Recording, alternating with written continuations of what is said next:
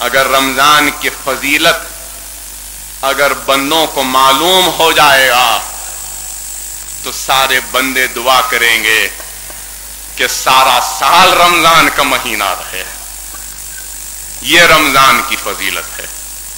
خدا را اے میرے پیارے مسلمانوں، اپنے مقام کو سمجھو.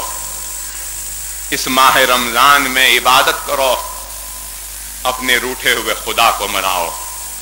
یہ دنیا ختم ہونے والی ہے، اور اگر آج ہم اس دنیا میں رسوا ہو رہے ہیں، اس دنیا میں ناکام ہو رہے ہیں، اس دنیا میں سب سے پیچھے ہے، تو غیروں پہ الزام لگانے کے بجائے اپنے گریبان میں جھانک کر دیکھو. ارے تم جہاں آج بیٹھے ہو یہ بھی ہماری عظمت کی نشانی ہے. ارے تم جہاں بیٹھے ہو اس کے سامنے کھڑی 4 میناریں بھی ہماری عظمت، ہماری شان اور شوکت کی نشانی ہے.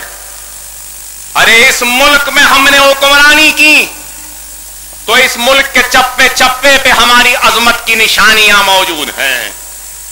قطب مینار ہمارے بلند عزم و ارادوں کی نشانی بن کر آج تک کھڑا ہے، تو وہ لال قلعے کی مضبوط فصیل ہمارے مضبوط ارادوں کی گواہی آج تک دے رہی ہے. وہ تاج محل کی خوبصورتی بتا رہی ہے کہ فن مہارت، وہ تعمیر، وہ خوبصورتی کا حسن ہمارے پاس کتنا تھا. آج بھی دنیا رش کرتی ہے جب تاج کی خوبصورتی کو دیکھتی ہے. یہ 4 مینار ہماری عظمت کی نشان ہے. ارے ہم نے اس ملک پہ حکمرانی کی، جانبازی کی.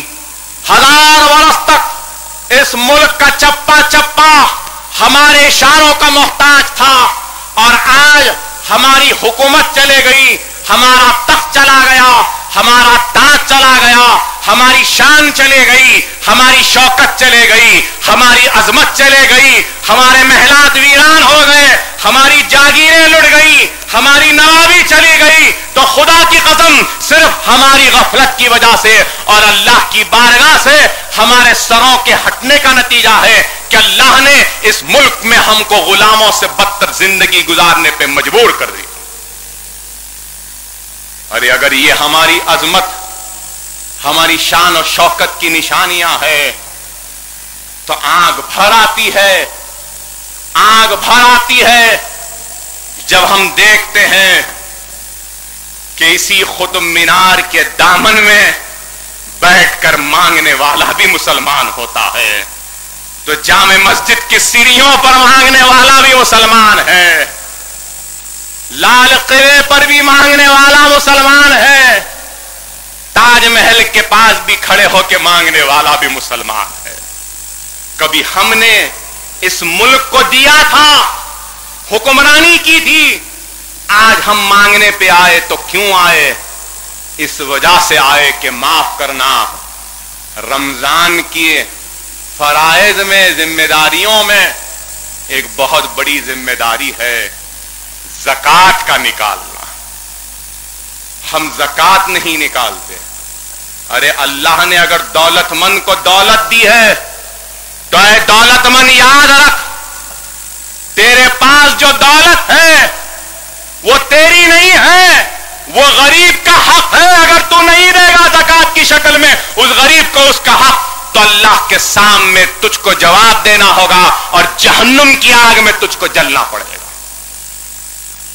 ارے ایک وقت تھا بغداد کی گلیوں میں بڑی بڑی بنڈیوں پر ہیرے موتی اشرفی وہ سکے لے کر مسلمان پھرتے تھے پکارتے ہوئے کہ ہے کوئی زکوٰۃ لینے والا تو لے لے.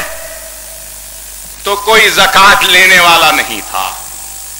لیکن آج اللہ نے دولت دی ہے تو پراپرٹی ٹیکس برابر دیتے ہیں، برابر بھاگ کے جا کے دیتے ہیں،